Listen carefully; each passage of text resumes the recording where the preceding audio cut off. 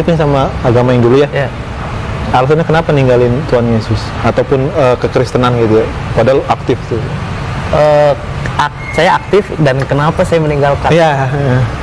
Saya tidak pernah meninggalkan, sekali lagi ya, saya tidak pernah meninggalkan Yesus Kristus. Tidak pernah, dan saya bersumpah demi Allah, wallahi saya sampai mati saya tidak akan meninggalkan Yesus Kristus. Nah, kalau saya meninggalkan Yesus Kristus, saya bukan Muslim. Iya betul. Kita kan beriman ya sama Yesus Kristus. Saya beriman.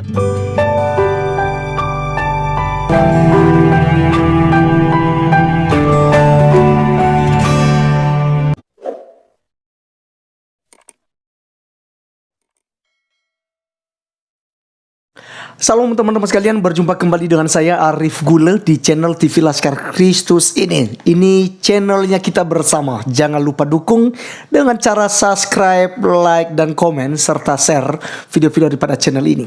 Teman-teman sekalian, kali ini kita akan berapologet lagi untuk menjawab dan meluruskan narasi yang dibangun oleh mereka yang katanya mu'alaf ya. Jadi tadinya dia Kristen lalu masuk ke agama Islam ya. Nah teman-teman sekalian, ada satu narasi dari seorang pemuda tadi yang seperti dicuplikan, bahwasanya dikatakan dia tidak pernah meninggalkan Yesus. Bahkan kalau dia meninggalkan Yesus, itu artinya dia bukan Muslim. Sebab teman-teman sekalian, Muslim itu wajib beriman kepada semua nabi, termasuk kepada Yesus Kristus. Nah teman-teman, ini saya membahas sedikit sebelum kita menonton videonya.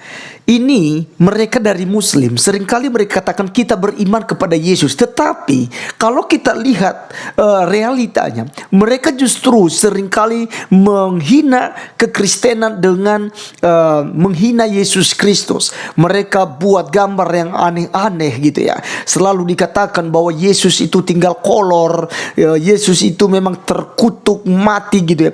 Mereka banyak sekali menghina Yesus. Jadi mereka selalu membangun narasi bahwa mereka memuliakan Yesus. Seperti Ustadz Ahmad Kainama dikatakannya bahwa dia ya sangat memuliakan Yesus alaihi wasallam katanya ya, sampai cium-cium mulut. Ya, coba perhatikan gaya Ustadz Kainama teman-teman sekalian. Ya, makanya saya tidak panggil dia itu Pak Kainama, tetapi saya panggil dia dengan Tante Kainama ya. Nah teman-teman, termasuk yang pemuda tadi ya, dia membangun narasi ini bahwa dia tidak pernah meninggalkan Yesus Kristus. Karena kalau dia meninggalkan Yesus Kristus berarti dia bukan Muslim. Nah teman-teman, untuk lebih jelasnya mari kita melihat videonya terlebih dahulu. Nanti kita akan memberikan komentar kita bersama-sama. Berikut videonya. Aktifnya sama agama yang dulu ya? Ya. Alasannya kenapa ninggalin Tuhan Yesus ataupun kekristenan gitu ya? Padahal aktif tuh. Saya aktif dan kenapa saya meninggalkan? Iya. Saya tidak pernah meninggalkan, sekali lagi ya, saya tidak pernah meninggalkan Yesus Kristus. Tidak pernah, dan saya bersumpah demi Allah, wallahi saya sampai mati saya tidak akan meninggalkan Yesus Kristus. Nah, kalau saya meninggalkan Yesus Kristus, saya bukan Muslim. Iya betul. Kita kan beriman ya sama Yesus Kristus. Saya beriman. Justru kita sebagai Muslim itu cintanya itu lebih lebih dibuktikan gitu kepada Yesus Kristus gitu loh. Dan lebih lebih proporsional, emang proporsional gitu dalam keislaman. Kita mau mencintai semua nabi pada proporsinya, dengan sesuai dengan apa yang diperintahkan kepada Tuhan ya. Kita harus mengikuti nabi ya kan sebagai teladan kita. Ya saya tidak meninggalkan Yesus sama sekali gitu loh ya. Dan kalau misalnya dibilang ini bilang meninggalkan, mungkin meninggalkan secara institusi atau secara dogma ya, dogma teologis, mungkin itu saya meninggalkan, saya berlepas diri. Baik teman-teman sekalian, itulah cuplikan videonya yang kita sudah dengarkan dari mu'alaf ini teman-teman ya, dimana dia katakan bahwa tidak pernah meninggalkan, bahkan dia bersumpah demi Allah katanya ya. Walaupun sebenarnya Allah ini tidak dikenal dalam jajaran kenabian ya, karena semua nabi sebelumnya ya, mulai dari beberapa nabi dari perjanjian lama teman-teman sekalian ya, sampai kepada Yohanes Pembaptis, itu mereka tidak mengenal Allah SWT gitu ya. Yang mereka kenal adalah YHWH atau Yahweh gitu ya, yang itu cukup dihormati oleh orang-orang Yahudi. Ketika mereka menuliskan Yahweh saja, itu tidak ditulis dengan pulpen yang sama, teman-teman sekalian ya. Mereka gantikan pulpennya, ada terkhusus gitu. Dan mereka tidak menyebutkan nama Yahweh dengan sembarangan, karena ada perintah dalam kitab Musa atau hukum Taurat, jangan menyebut nama Tuhan Allahmu dengan sembarangan, karena Tuhan akan menghukum orang yang menyebutkan namanya sembarangan. Jadi mereka berhati-hati sekali. Jadi kalau dia membangun narasi tadi, teman-teman sekalian, ini seakan-akan bahwa Yesus Kristus itu adalah nabi mereka yang juga mengenal Allah SWT gitu ya. Jadi inilah narasi-narasi yang mereka bangun untuk mengelabui umat yang ada di luar sana, termasuk yang menonton channel Ngaji Cerdas itu, yang si Adam, teman-teman sekalian ya. Oke, teman-teman, kita akan membahas bahwa dia katakan dia tidak pernah meninggalkan Yesus Kristus. Oke, pertama dulu dia harus memahami yang namanya kata Kristus. Kristus di sini adalah yang diurapi, dan ini tidak sembarangan dibilang Yesus Kristus itu. Ini salah satu gelar. Kristus itu satu gelar kepada Sang Firman yang telah menjadi manusia loh gitu ya. Nah, kalau dia percaya hal ini, otomatis dia mengakui bahwa Yesus Kristus adalah Tuhan. Tetapi pada nyatanya mereka tidak mengakui Yesus Kristus sebagai Tuhan dan Juru Selamat pribadi. Nah, apakah dia masih berada di dalam cinta akan Yesus Kristus? Tentu tidak, teman-teman sekalian ya. Tentu tidak. Kalau dia sudah menolak ketuhanan Yesus, maka sudah jelas dia bukan pengikut Yesus Kristus. Dia bukan beriman kepada Yesus Kristus. Ini hanya narasi-narasi bodoh yang selalu diajarkan oleh para ustadz. Kita lebih cinta Yesus, lebih memuliakan Yesus daripada orang-orang Kristen. Padahal teman-teman sekalian, mereka menghujat Yesus ya, dengan berbagai macam cara. Mereka menghujat Yesus dan berkata Yesus bukan Tuhan. Ini sudah hujatan, penghinaan kepada Yesus. Yesus tidak mati di salib tapi diserupakan. Yesus tidak dibangkitkan ya, dan macam-macam. Yesus ya, mereka menghina ketuhanan daripada Yesus Kristus. Ini sudah jelas-jelas tidak beriman kepada Yesus Kristus ya. Jadi harus berbeda dong ya. Jangan membangun narasi semacam ini. Oke teman-teman sekalian, mari kita buktikan daripada firman Tuhan bagaimana orang yang tidak lagi di dalam Yesus Kristus ya. 1 Yohanes 2 ayat 22 dan 23. Saya akan bacakan buat kita. Siapakah pendusta itu? Bukankah dia yang menyangkal bahwa Yesus adalah Kristus? Pertanyaannya, apakah pemuda yang mu'alaf tadi, ini masih muda sekali, percaya bahwa Yesus adalah Kristus? Kalau dia percaya, maka mindsetnya itu harus diperbaiki gitu ya. Harus diperbaiki. Harus belajar lagi tentang Yesus Kristus ya.